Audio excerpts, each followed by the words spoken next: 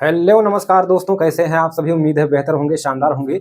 दोस्तों, पिछली वीडियो में हमने अनाउंस किया था कि आप सभी के लिए डीएलएड सेकंड और फोर्थ सेमेस्टर की क्लासेस चालू होने वाली हैं। ठीक है, बिल्कुल मुफ्त में। बेसिक टू आपका जो है बेसिक से आपका टोटल थ्योरी भी कराया जाएगा और प्रीवियस ईयर भी कराया जाएगा। ठीक है, तो आप सभी को साथियों प्रीवियस ईयर का जो है आपको पीडीएफ भी मिलेगा। ठीक है, यहाँ पर देखिए राजन सीरीज हमने जो है लिया है आपका 2025 संस्करण, और यहाँ पर आपका जो है ये प्रीवियस ईयर लास्ट में दिया रहता, आपको मालूम होगा, आपने सीरीज जरूर पढ़ा होगा किसी ना किसी सेमेस्टर में। तो यहाँ से प्रीवियस ईयर हम परीक्षा प्रश्न पत्र 2020 को आज हल करने वाले हैं। एकदम आपके टोटल जो है सभी प्रश्नों को हल करेंगे। वस्तुनिष्ठ प्रश्नों को पहले हल करेंगे, इसके बाद अति लघुत्तरी प्रश्नों को, इसके बाद जो है लघुत्तरी प्रश्नों को हल करेंगे। सभी प्रश्नों को हल करेंगे। ध्यान से वीडियो देखिएगा। इसी टाइप के प्रश्न आपके परीक्षा में हमेशा बनते हैं, और कुछ प्रश्न ऐसे होते हैं जो साथियों हूबहू एकदम जो है रिपीट हो जाते हैं। तो अगर आप पूरा वीडियो देखेंगे तो बहुत ही फायदा होने वाला है आपके प्रीवियस ईयर से। ठीक है, तो चलिए साथियों, साइड में आप देखेंगे यहाँ पर प्रश्न आपका जो है दिखेगा, और यहाँ पर मैं आपको जो है इसका हल करवाने वाला हूँ। तो ध्यान से देखिएगा। चलिए, पहली वीडियो है तो लाइक कर दीजिए और शेयर कर दीजिए अपने दोस्तों में जो साथी डीएलएड का एग्जाम देने वाले हैं इस बार आपका जो है फोर्थ सेमेस्टर का। तो चलिए साथियों, क्लास को शुरू करते हैं बिना देरी के। और चैनल पर नए हैं तो सब्सक्राइब कर लीजिए। सभी जो 8 पेपर हैं आपके यहाँ पर तैयारी कराई जाएगी बेहतरीन ढंग से। ठीक है, तो चलिए साथियों, प्रीवियस ईयर का सोल्यूशन देखेंगे। पहला प्रश्न है साथियों, यहाँ पर देखिए 5 प्रश्न आपके वस्तुनिष्ठ होंगे आपके गणित में। ठीक है, यानी कि बहुविकल्पीय होंगे। आपको स्क्रीन पर दिख रहा होगा। पहला प्रश्न आपका देखिए साथियों दिया है। पहला प्रश्न है आपका दिया है कि cos a बराबर 0, तो पूछा है कि a का मान क्या होगा। ठीक है, तो साथियों हमको पता है कि जो आपका साइन होता है, देखिए साइन, अगर हम साइन के मान की बात करें तो साइन 0 अंश का मान कितना होता है, 0 होता है। 30 अंश का मान कितना होता है साथियों, 1/2 होता है। 45 अंश का मान कितना होता है, 1/√2 होता है। 60 अंश का मान कितना होता है, √3/2 होता है। और 90 अंश का मान जो है 1 होता है।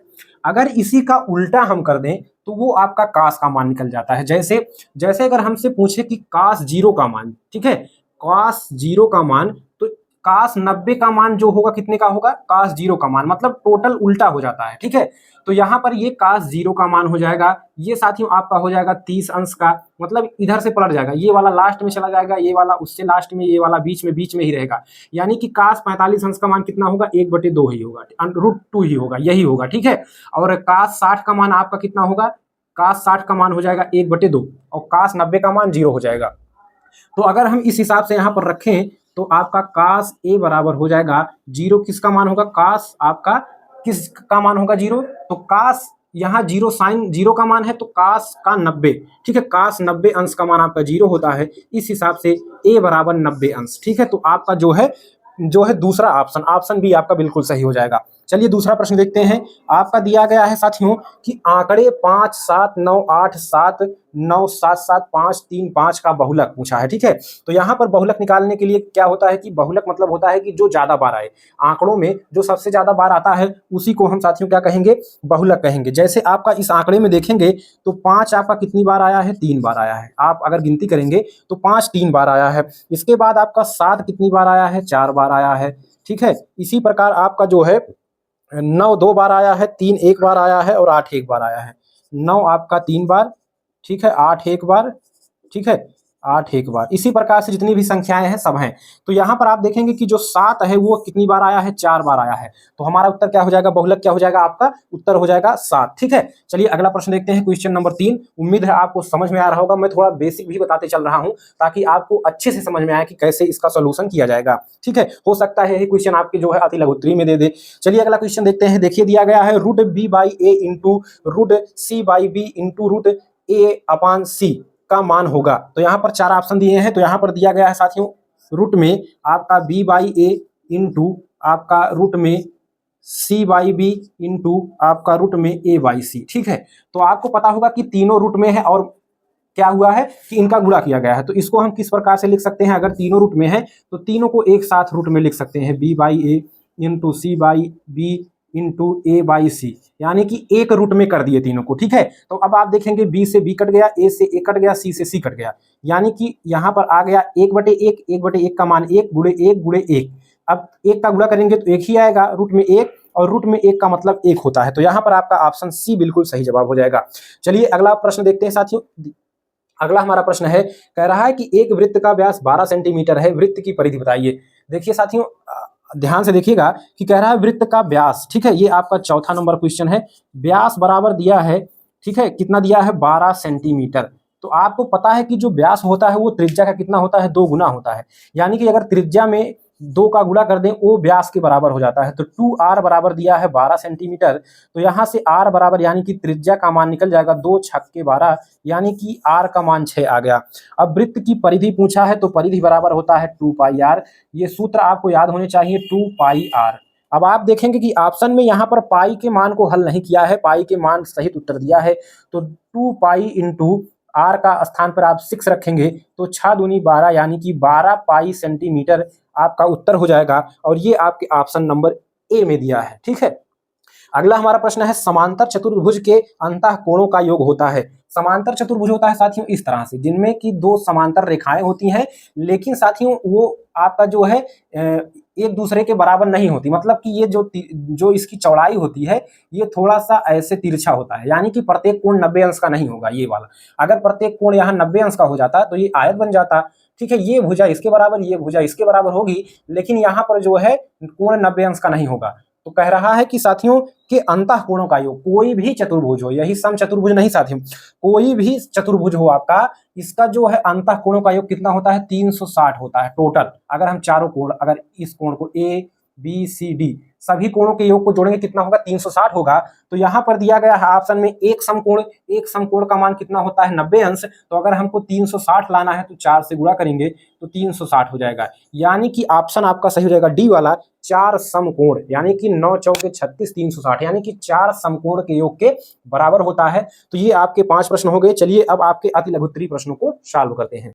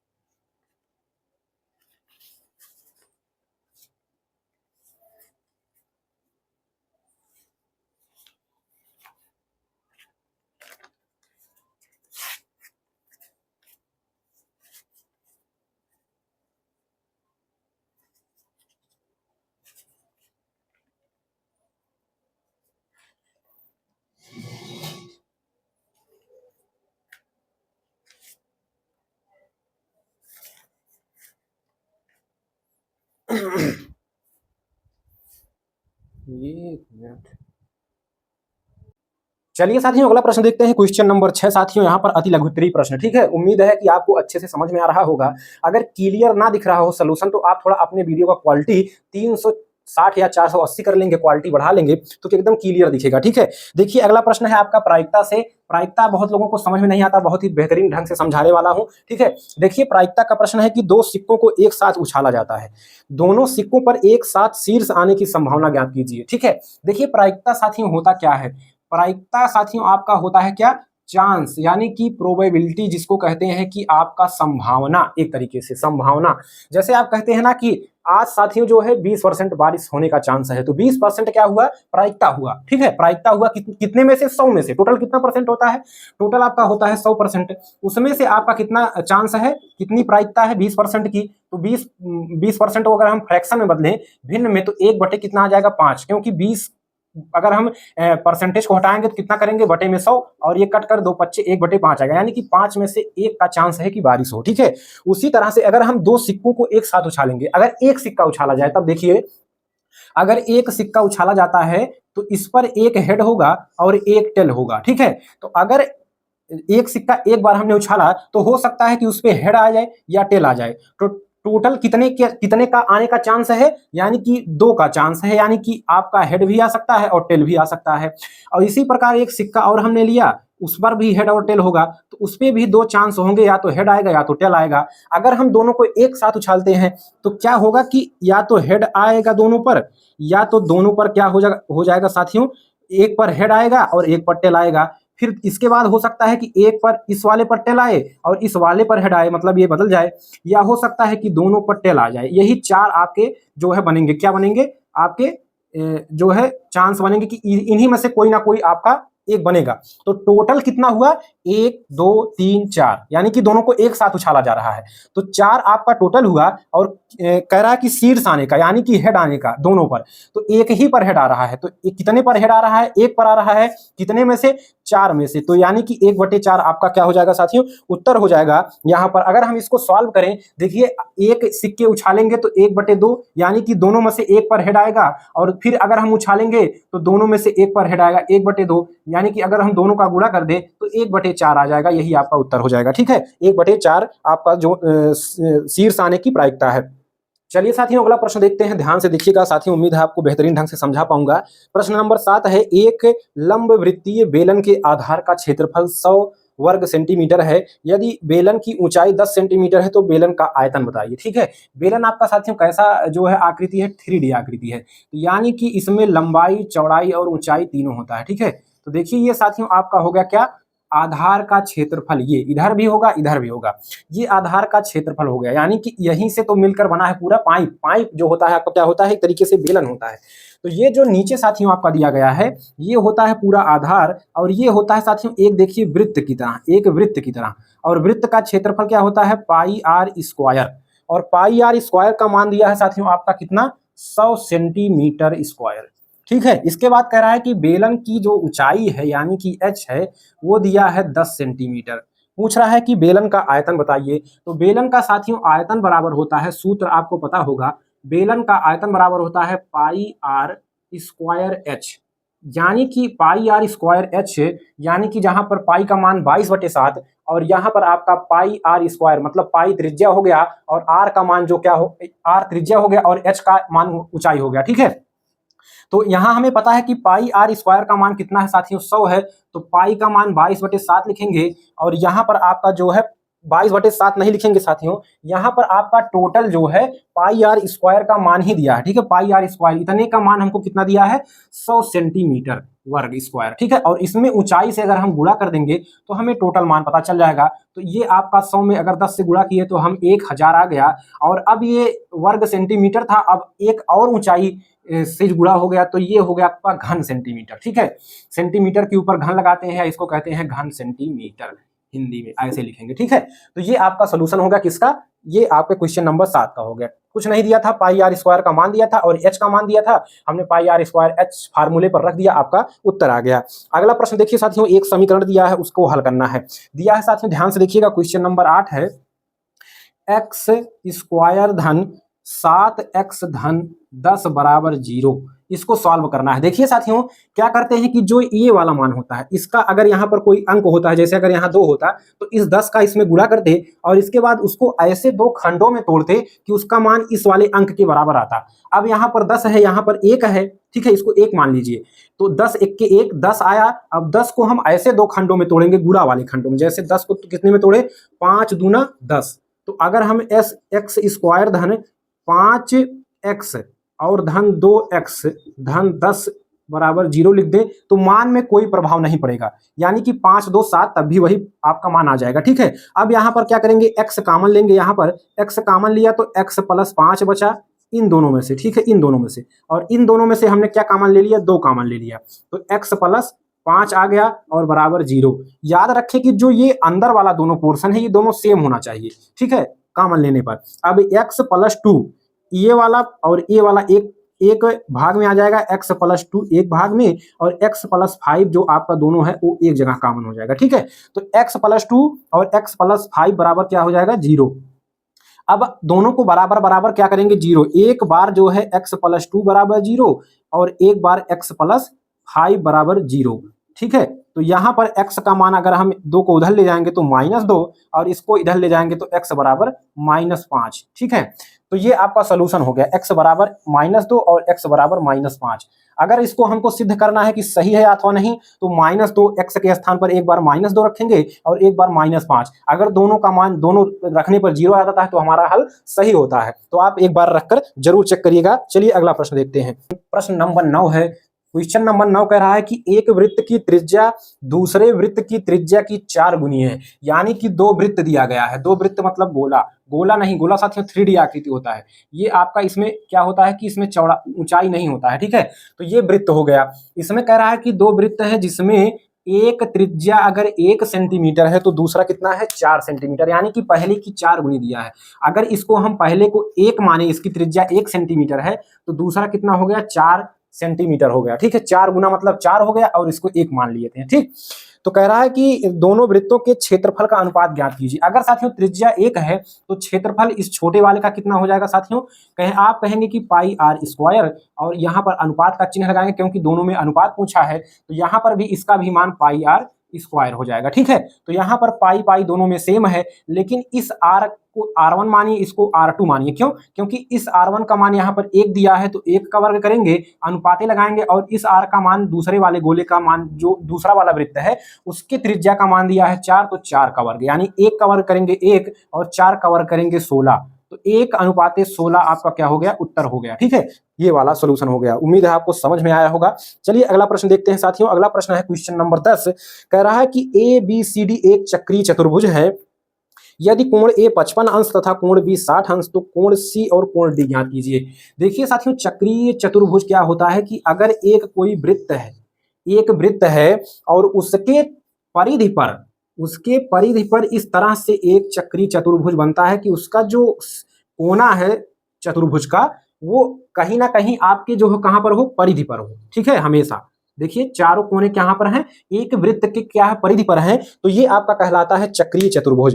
कह रहा है अगर इसका हम नाम दे दें ABCD, ठीक है। तो अगर कह रहा है कि कोण A 55 अंश है, अगर हम कोण A की बात करें तो ये दिया है आपका 55 अंश, कोण B आपका दिया है 60 अंश, ठीक है। पूछ रहा है कि कोण C और कोण D का मान बताइए। देखिए कोण चक्रीय चतुर्भुज में साथियों आमने सामने के कोणों का योग कितना होता है, 180 अंश होता है। ये आपको नियम पता होना चाहिए। यानी अगर हम बात करें कि तो कोण A प्लस कोण C बराबर कितना हो जाएगा, 180 अंश, और कोण A का मान हमको कितना दिया है 55 अंश, तो कोण C बराबर 180 में से अगर हम कोण A को इधर ले जाएं तो 180 में से अगर हम 55 घटा दें तो कितना आ जाएगा, यहाँ पर 10 में से 5 गए 5, और यहाँ पर बचा 7 में से 5 गए 2 और 1 यहाँ पर, ठीक है। 125 अंश कोण C का मान आ गया। इसी प्रकार से साथियों कोण B प्लस कोण D बराबर 180 अंश, तो कोण D बराबर हो जाएगा, ये B इधर चला जाएगा, तो 180 में से कोण B का मान 60 दिया है, तो 60 अंश घटा देंगे तो आपका आ जाएगा 120 अंश, ठीक है। तो यहाँ पर कोण D का मान आ गया 120 अंश। ये आपका सोल्यूशन हो गया, ठीक है। चलिए अगला प्रश्न देखते हैं साथियों। अगला प्रश्न है आपका, ध्यान से देखिएगा, क्वेश्चन नंबर 11। इसके बाद आपका आ जाएगा लघुत्तरीय प्रश्न। इस देखिए प्रश्नों दिया है कि आपका साइन 30 अंश धन कॉस 60 अंश धन tan 45 अंश, इसका मान आपको बताना है, ठीक है। मान कैसे हम निकालेंगे, चलिए ध्यान से देखिएगा। उम्मीद है आपको एक एक चीज समझ में आ रहा होगा। तो वीडियो को लाइक करके शेयर करिएगा साथियों, और चैनल पर नए हैं तो तैयारी के लिए जरूर सब्सक्राइब करिएगा। अभी बहुत कुछ आपको पढ़ाना है, ठीक है। साइन 30 का मान कितना होता है साथियों, आप कहेंगे कि चार्ट में हमने देखा, अभी मैंने पहले प्रश्न में आपको बताया था कि साइन 30 का मान होता है 1/2, 1/2। ये मान आपको मैं ट्रिक से याद करवाऊंगा जल्द ही। और इसके बाद cos 60 का मान कितना होगा, जितना साइन 30 का होगा उतना ही cos 60 का मान होगा, तो 60 का मान भी 1/2, और tan 45 का मान 1 होता है, ठीक है। यहाँ पर अगर हम दो क्या कर दें, एलसीएम ले लें तीनों में, क्योंकि भिन्न में हर बराबर करना होता है। तो यहाँ पर 2 से 2 में भाग देंगे तो 1 1 का 1 में गुणा करेंगे 1 आ गया, 2 से 2 में भाग देंगे 1 का 1 में गुणा 1, और यहाँ पर 1 मान लेते हैं तो 2 1 के 2, 2 से 1 में गुणा करेंगे तो 2 आ गया, ठीक है। यानी आ गया 2 1 3 1 4, 4/2 आ गया, और इसको काटेंगे तो आपका 4 में 2 से भाग देंगे तो आपका मान आ गया 2। ये आपका उत्तर हो गया, ठीक है। चलिए साथियों अगला प्रश्न देखते हैं आपका लघुत्तरी में, आपका जो है प्रश्न नंबर 12, ठीक है। तो बहुत ही आसान आपका पेपर होता है, बहुत ज्यादा कठिन नहीं होता है, केवल आपको प्रैक्टिस करने की जरूरत है। देखिए यहाँ पर 2 समीकरण दिया हुआ है, यानी कि आपका 2x माइनस 3y बराबर 13 दिया हुआ है पहला समीकरण, और दूसरा दिया है 7x माइनस 2y बराबर 20 दिया हुआ है, ठीक है। तो इसको हल करके हमको x y का मान निकालना है। तो देखिए पहले आपको क्या करना है कि इसको जो है यहाँ पर रहने दीजिए। अब ये समीकरण आपका 1 हो गया, ये समीकरण नंबर 2 हो गया। इसमें हमको हल करते वक्त एक चीज ध्यान देना है कि चाहे x वाला पोर्शन बराबर कर लें या तो y वाला पोर्शन बराबर कर लें, ताकि कट जाए एक। अगर एक कट गया तो एक का मान आसानी से याद निकल आएगा, और जब एक का मान उसका निकल जाएगा तो उसका मान यहाँ पर किसी भी समीकरण में रखकर दूसरे का मान निकाल लेंगे। ठीक है, तो ऐसा करते हैं कि यहाँ 7 है और यहाँ 2 है, यहाँ 2 है, यहाँ पर 3 है। तो अगर हम 2 और इसको y को अगर बराबर कर लें, तो अगर हम समीकरण 1 में 2 का गुणा कर दें, क्योंकि यहाँ पर y के पहले 2 है, समीकरण 1 में 2 का गुणा करेंगे और 2 में जो है यहाँ पर 3 का गुणा करेंगे, यानी कि बदल देंगे। ठीक है, तो आपका क्या हो जाएगा, दोनों का मान बराबर हो जाएगा। चलिए गुणा करते हैं, 2 से गुणा करिए तो 2 दूनी 4x माइनस और 2 तिया 6y बराबर 13 दूनी 26। ठीक है, ये आपका आ गया पहला समीकरण। और इसके बाद इसका इसमें गुणा करिए तो 3 सत्ते 21x माइनस 3 दूनी 6y बराबर 3 विषयिया में आपका हो जाएगा 60। ठीक है, अब क्या हुआ कि देखिए 6y बराबर हो गए, दोनों में चिन्ह भी बराबर है।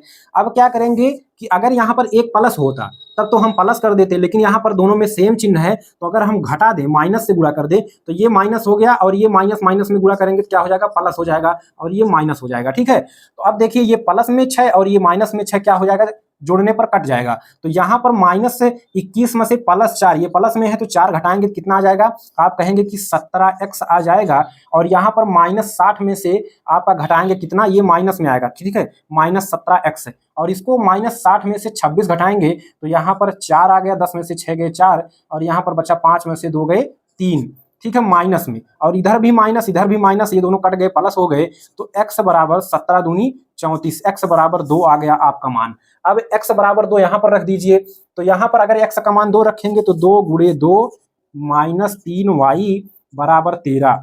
तो अगर हम यहाँ पर 2 दूनी 4 हो गया, 3y बराबर 13 हो गया, तो यहाँ पर 4 को इधर ले जाएंगे तो माइनस 3y बराबर 13 में से 4 गए, कितना आ जाएगा साथियों, आप कहेंगे 9।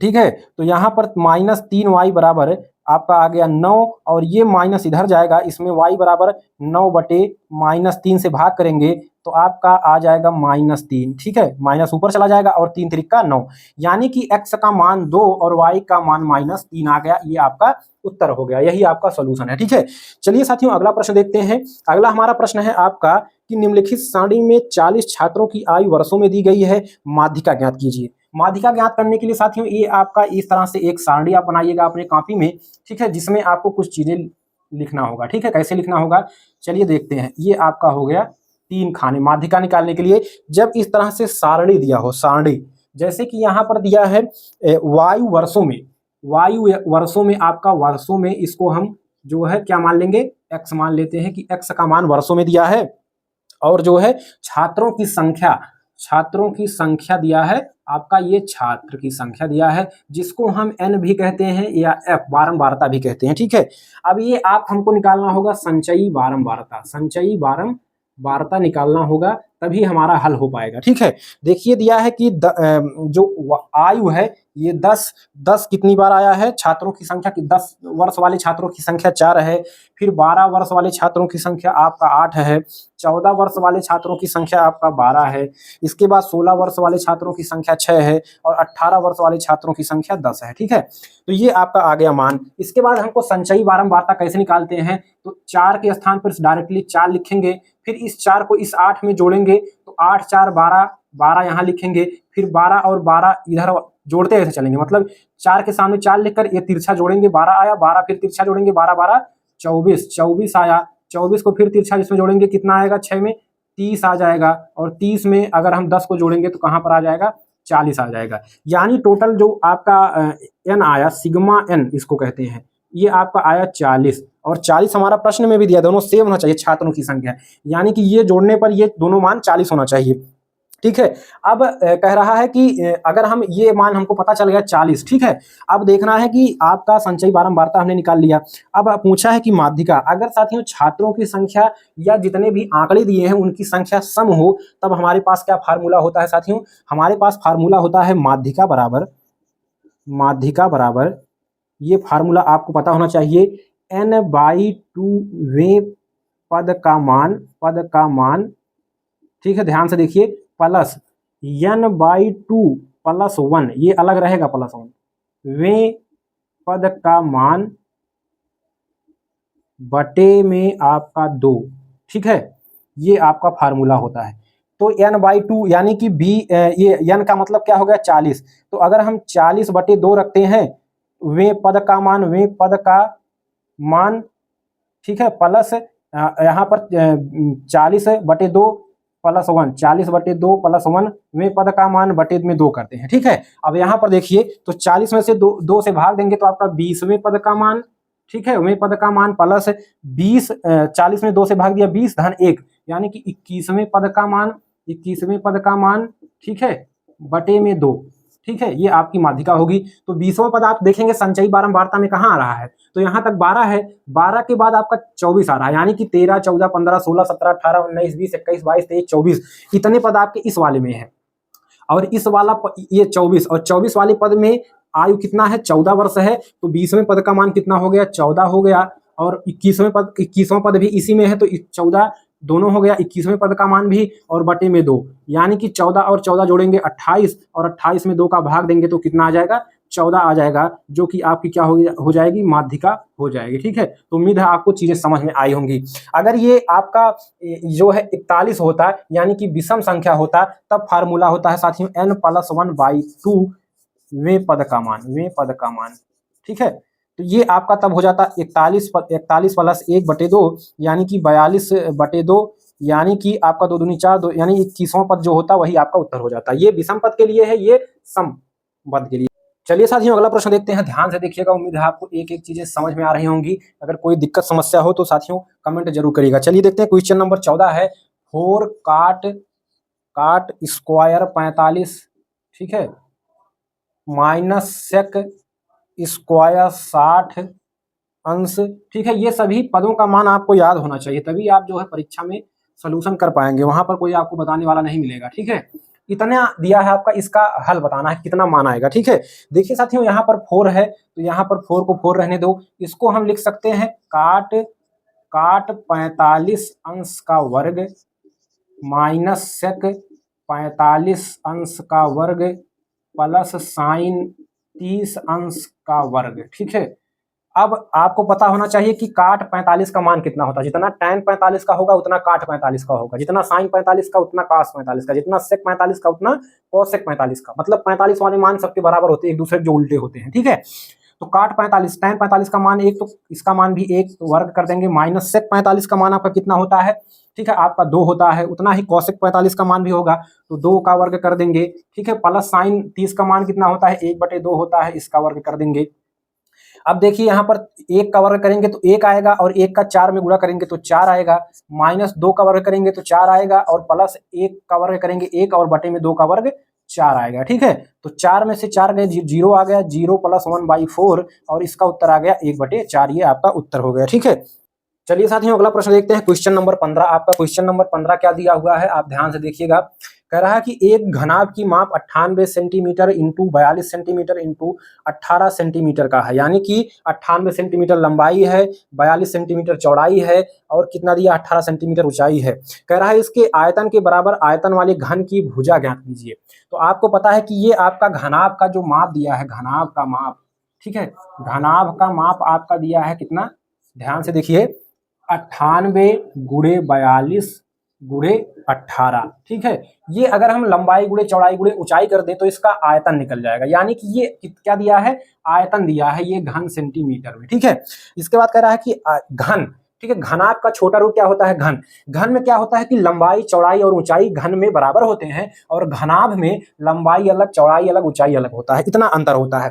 तो अगर हम इसको घन में बनाएं तो दोनों का आयतन सेम होगा। ठीक है, तो घन का आयतन बराबर घनाभ का आयतन। ठीक है, ये आप फार्मूला लगाएंगे। अगर कोई भी चीज, जैसे आपका प्रश्न आता है कि 4 जो है गोले को पिघला करके एक छोटा गोला बनाया जाता है, उसकी त्रिज्या अलग दी जाती है। ठीक है, तो उसमें क्या होता है कि हमेशा जो आयतन होगा वो दूसरे आयतन के बराबर होगा। अगर दोनों का आयतन बराबर करके आप मान निकाल लेंगे तो आपको चीजें पता चल जाएंगी। ठीक है, तो घन का आयतन बराबर घनाभ का आयतन।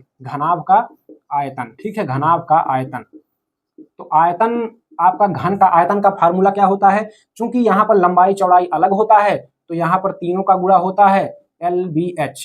तो यहाँ पर तीनों में लंबाई गुणे चौड़ाई गुणे ऊंचाई सेम रहता है, तो अगर हम A माने तीनों को तो इसका फार्मूला होता है A की घन। ठीक है, तो A की घन यानी कि भुजा की घन। ठीक है, जिसकी जितनी अगर भुजा A है तो उसका घन कर देंगे तो घन का आयतन आ जाता है।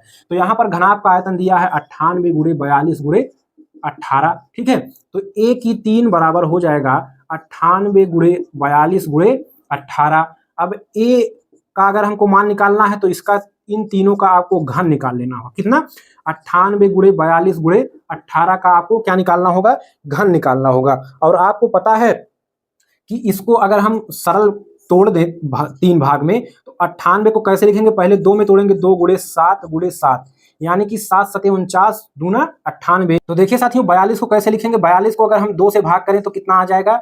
गुणे 2, तो 2 से भाग करेंगे तो आपका 21 आ जाएगा। तो 21 को हम तोड़ेंगे, 3 सत्ते 21, ठीक है। इसके बाद 18 आ गया, तो 3 छके 18, यानी कि 3 गुणे 3 और 2, यानी कि 3 त्रिका 9 दूनी 18, ठीक है। अब हमको घन निकालना है, तो घन निकालने के लिए 3 3 का जोड़ा बनना चाहिए। देखिए 2 7 यहाँ पर, 1 7 यहाँ पर, यानी कि 7 का जोड़ा बन गया, तो 1 7 यहाँ पर ले लीजिए। 2 का जोड़ा बनाइए, 1 2 यहाँ पर, 1 2 यहाँ पर और 1 2 यहाँ पर, 2 का जोड़ा बन गया, ठीक है। और इसके बाद आपका 3 का जोड़ा बनाइए, 1 3 यहाँ, 2 3 यहाँ, यानी कि 3 का जोड़ा आ गया और ये a के मान के बराबर होगा।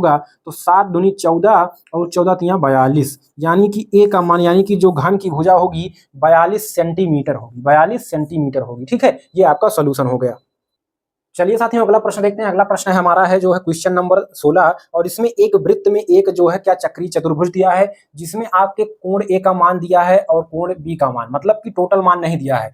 यानी कि इस तरह से त्रिभुज ए सी बी में कह रहा है कि निम्न चित्र में ओ वृत्त का केंद्र है और ओ बी व्यास है, ए और यहाँ पर ओ, ए ओ बी व्यास है, और कह रहा है कि वृत्त पर बिंदु सी और डी इस प्रकार है कि जो है आपका कोण सी ए बी, यानी कि इसका मान दिया है 30 अंश और कोण ए बी डी का मान दिया है 40 अंश। तो हमसे पूछा है कि कोण जो है सी ए डी, यानी कि टोटल मान पूछा है इसका और टोटल मान इसका पूछा है, ठीक है। तो यहाँ पर देखिए साथियों एक नियम होता है कि चक्रीय चतुर्भुज में जीवा द्वारा अर्धवृत्त में, ठीक है, अर्धवृत्त में जीवा द्वारा के परिधि पर बनाया गया कोण कितने अंश का होता है? 90 अंश का होता है। हालांकि चित्र में ऑलरेडी 90 अंश यहाँ का मान दे दिया है। अगर 90 अंश ना भी हो, चूंकि ये साथियों आपका दिया है कि ये क्या है? व्यास है। तो अगर ये व्यास है तो यानी कि वृत्त को 2 भागों में, बराबर भागों में बांट रहा है, ये बराबर ये बराबर। तो अगर ये इसका है, ये जीवा है, तो जीवा द्वारा अगर साथियों परिधि पर कोई भी कोण बनता है, चाहे वह यहाँ बने, चाहे यहाँ बने, चाहे यहां बने, हमेशा कितने अंश का मान होगा? 90 अंश। कितना? 90। तो अगर साथियों इसका मान 90 अंश है तो आपको पता है कि ए सी और बी, ये साथियों एक क्या बन रहा है? त्रिभुज। तो त्रिभुज ए सी बी में आपका जो है क्या हो जाएगा कि आपका जो है 90 30, और चूंकि आपको पता है कि त्रिभुज के तीनों हंता कोणों का मान कितना होता है? 180 अंश होता है। तो 180 अंश बराबर हो जाएगा कितने के? कोण सी के, यानी कि 90, और आपका जो है 30 अंश एक दिया है और एक का मान हमको नहीं पता है, इसको x मानेंगे यहाँ पर x। तो 90 में अगर हम 30 को जोड़े तो 120 आ गया, और 180 में से अगर हम 120 को घटा दें तो हमारा x का मान पता चल जाएगा। तो x का मान कितना आ गया साथियों? 60 अंश। कितना आ गया? 60 अंश। यानी यहाँ कितना आएगा? 60 अंश। तो हमारा एक मान पूछा है किसका? सी बी डी का, कोण सी बी डी का मान पूछा है। तो अगर इतने का मान 60 अंश आ गया तो टोटल का मान यहाँ 40 दिया है, ये मतलब नीचे वाले का मान 40 दिया है, तो इतना प्लस इतना, यानी कि 60 प्लस 40, यानी कि हमारा मान आ गया 100 अंश, यानी कि ये टोटल मान आ गया 100 अंश। इसी प्रकार इसी नियम से इधर भी आपको हल करना होगा। देखिए यहाँ पर हमको मान नहीं दिया है, चूंकि ये अर्धवृत्त है और अर्धवृत्त में यहाँ पर बना कोण कितना हो जाएगा? 90 अंश। तो हमारा त्रिभुज के अंतःकोणों के नियम से, इस वाले नियम से 180 बराबर हो जाएगा 90 प्लस 40, 90 प्लस 40 और धन x, इसका मान पता नहीं है x। तो 90 40 130, और 130 को 180 में से घटाएंगे तो हमारा आ जाएगा कितना साथियों? 130 को 180 में से घटाएंगे तो 50 अंश आ जाएगा, ठीक है। अगर इसका मान 50 अंश आ गया और ये 30 अंश है, ये 50 अंश, तो ये 30 और ये 50 मिलकर कितना हो जाएगा? 80 अंश। यानी कि कोण साथियों आपका कोण सी ए डी बराबर 80 अंश, ठीक है। तो ये आपका उत्तर हो गया। चलिए साथियों अगला प्रश्न देखते हैं, क्वेश्चन नंबर 17। 2 प्रश्न और बचे हैं साथियों, ध्यान से देखकर जाइएगा। देखिए साथियों कह रहा है कि 2 अंकों की एक संख्या का योग 12 है, यानी कि 2 अंकों की एक संख्या का योग 12 है। यदि उस संख्या को में से 36 घटा दिया जाए तो संख्या के अंकों का स्थान बदल जाता है, संख्या ज्ञात कीजिए। तो क्या कह रहा है कि 2 संख्या जो है 2 अंकों से मिलकर बनी है एक संख्या, ठीक है। तो तो क्वेश्चन नंबर 17 में देखिए, यानी कि अगर हम मान लें कि संख्या 10x प्लस वाई, ठीक है, ये है, ठीक है, तो 10x प्लस वाई क्या है, आपका संख्या है, क्योंकि आपका जो दूसरा अंक होगा वो दहाई का होगा, तो इसलिए 10x प्लस वाई इस तरह से लिखेंगे, ये इकाई का मान और ये दहाई का मान, ठीक है। तो ये आपका संख्या हो गया 10x प्लस वाई। कह रहा है कि यदि संख्या के अंकों का योग 12 है, कह रहा है यदि अंक यानी कि x प्लस वाई का मान 12 है, ठीक है, ये हमारा पहला समीकरण बन गया। इसके बाद कह रहा है यदि यदि उस संख्या में से 36 घटा दिया जाए तो उस संख्या के अंकों का स्थान बदल जाता है। तो यहाँ पर देखिए, अगर हम संख्या में से यानी कि 10x प्लस वाई में से अगर हम 36 घटा देते हैं तो कह रहा है कि संख्या के अंकों का स्थान यानी कि x y के स्थान पर और y x के स्थान पर चला जाता है, तो ये बराबर हो जाता है 10y प्लस x के, ठीक है। तो अब देखिए, अगर हम इसको x को इधर लाएंगे तो यहाँ 10x है, तो 10x में से एक x, ये प्लस है, इधर आएगा माइनस, एक x इधर घटा, और फिर यहाँ पर प्लस y है और ये पर प्लस 10 है, तो ये इधर आएगा तो माइनस में 10y, और ये माइनस में 36 है, ये बराबर के उधर जाएगा तो प्लस में हो जाएगा, ठीक है। तो यहाँ पर देखिए 10 में से एक x गए तो आपके हो जाएंगे 9x, ठीक है, और माइनस 10 में से एक y घटाएंगे तो आपका 9y हो जाएगा, और ये बराबर हो जाएगा 36, ठीक है। तो यहाँ पर 9 में देखिए सब में कॉमन है, अगर 9 से सभी में भाग दे दें तो यहाँ पर हो जाएगा 9, यहाँ पर अगर 9 से भाग दे दें सभी में तो 9x में 9 से भाग देंगे तो x, 9y में 9 से भाग देंगे तो y बराबर 9 चौके 36, ये आपका समीकरण नंबर 2 बन गया, ठीक है। यानी कि x प्लस वाई बराबर 12, x माइनस वाई बराबर 12। अब हम दोनों को हल करके इसका मान निकाल लेंगे, तो यहाँ पर दूसरे समीकरण को लाइए, यहाँ पर मान बराबर 12, ठीक है। चूंकि ये प्लस में है ये माइनस में है तो हम क्या करेंगे, माइनस प्लस कर देंगे, प्लस जोड़ेंगे तो ये दोनों कट जाएगा और आ जाएगा 2x बराबर 12 में 4 जोड़ेंगे 16, x का मान कितना आ गया, 2 अट्ठे 16, x का मान 8 आ गया, और समीकरण में x प्लस वाई बराबर 12 दिया है, तो अगर x का मान 8 रख देते हैं तो y का मान निकल जाएगा, तो 8 को इधर रखेंगे तो y बराबर 4 आ गया, ये आपके मान आ गए। अब संख्या में मान रख दीजिए, संख्या में मान रखेंगे तो 10x और x का मान 8 है, तो 8 धन y का मान 4 है, तो 10 अट्ठे 80 और 4 84 आपका जो है ये उत्तर आ गया, संख्या आ गई कितना, 84 आ गया। इसी तरह से हल करके और नीचे इसमें संख्या बराबर 10x प्लस वाई इतना लिख के, इसके बाद फिर संख्या बराबर 10 गुणे 8 धन 4, फिर नीचे 84, आपका उत्तर इस तरह से आप सोल्यूशन कर दें। चलिए साथियों, अगला प्रश्न देखते हैं, लास्ट प्रश्न आपके 2020 के मैथ के सेमेस्टर 4 के, ठीक है। देखिए कह रहा है कि 3 मीटर व्यास का 14 मीटर गहरा कुआं 30 रुपये प्रति घन मीटर की दर से खोदने में कितना रुपया खर्च होगा। तो यहाँ पर दिया है आपका 3 मीटर व्यास है किसका, कुएं का, यानी कि कुआं आप देखेंगे तो ऐसे रहता है बेलन के आकार का, मतलब ऊपर एक वृत्त के टाइप का रहता है जैसे आपका बेलन में रहता है, ठीक है। ये एकदम बेलन की तरह से सेम कुआं होता है, ठीक है। मान लीजिए यहाँ तक पानी आ गया, तो हमको खोदना कहाँ तक है, कह रहा है कि 14 मीटर गहरा कुआं है, 14 मीटर इसकी जो गहराई या हम कह सकते हैं ऊंचाई कितनी है, ये आपकी है आपका 14 मीटर, ठीक है, 14 मीटर। और इस कुएं का जो व्यास है यानी कि ये जो गोला जो हम जितना हम खोदेंगे उसका जो वृत्त बनेगा उस वृत्त का जो है व्यास कितना है, यानी कि 3 मीटर दिया है। तो मीटर मतलब, और व्यास क्या होता है साथियों, व्यास क्या होता है, त्रिज्या का दूना होता है 2r, ठीक है, त्रिज्या का दूना 2r, और 2r का मान दिया है कितना, 3 मीटर, ठीक है।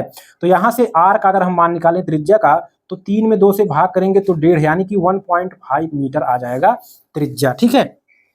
अब हम क्या करेंगे कि इसका आयतन निकालेंगे, दिया है कि 30 रुपया लगता है 1 प्रति घन मीटर की दर से खोदने में, तो प्रति घन मीटर खोदना है तो 30 रुपया लगेगा, तो कितना जो है आयतन खोदा गया इस कुएं में, तो इसका आयतन हम पहले निकालेंगे। तो बेलन का आयतन या कुएं का आयतन कहें तो ये हो जाएगा बेलन के आयतन के बराबर, आपका आयतन हो जाएगा पाई r स्क्वायर h, और पाई का मान होता है 22/7, और हमारी त्रिज्या कितनी है 1.5 मीटर, और इसका वर्ग है तो 1.5, 2 बार गुणा करेंगे, और h आपका दिया है 14, तो 2 7 दूना 14 यानी कि ये कट गया, तो यानी कि 22 का और 2 में गुणा करेंगे तो 44 आ गया, ये इधर, और गुणे आपका, ठीक है, ये आ गया 15, 1.5 गुणे 1.5, तो इसका मान साथियों आपका आएगा साथियों कितना आ जाएगा, यहाँ पर देखिए इस तरह से करिए, ठीक है, 1.5 दूना 3 यानी कि गुणे 3, और 22 का जब हम 22 से 1.5 में गुना करेंगे तो यहाँ पर 22 एक बार और 22 का आधा 11 यानी कि 33,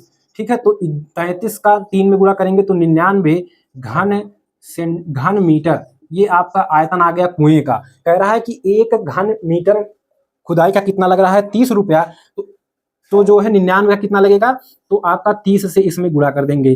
तो यहाँ पर शून्य शून्य, यहाँ से गुणा करेंगे शून्य, यहाँ पर शून्य करेंगे और 3 9 27 और 3 9 27 और 2 हासिल 29 और इसको जोड़ेंगे तो कितना आ जाएगा 0792 इतना रुपया, यानी कि 2970 रुपया आपका क्या आ गया, उत्तर आ गया, इतना खुदाई में लगेगा। ठीक है, तो ये रहा साथियों आपका सोल्यूशन 2020 प्रश्न पत्र का। उम्मीद है आपको बहुत ही अच्छे तरीके से समझ में आया होगा। अगली वीडियो को लाइक शेयर सब्सक्राइब करें। चलिए अगली वीडियो में मुलाकात, तब तक के लिए नमस्कार, जय हिंद, वंदे मातरम।